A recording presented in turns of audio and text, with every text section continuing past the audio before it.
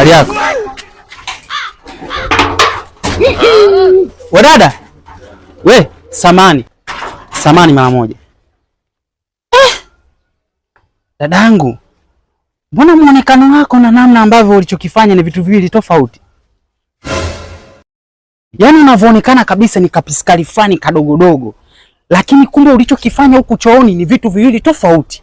Ama kweli hapa sasa naamini kwamba watoto 2000 akili zenu zipo chini ya makalio. Haya, nimefanyaje? Dada, hivi wewe wakuacha mzigo pembeni hapa? Kuna zigo hilo tofauti na mwili wako. Na kuomba nenda ukasafishe pale chooni, alafu mimi niingie nikajisaidie. Hilo la kwanza. Lakini pia nimekumbuka, sitaki ukasafishe. Naomba tuende ndani huko. La sivyo naenda kuzungumza pale hadharani. Nadhani unajua ile nyumba ilivyokuwa inawaambia. Wakuwekeke kaangoni. Nachagua moja.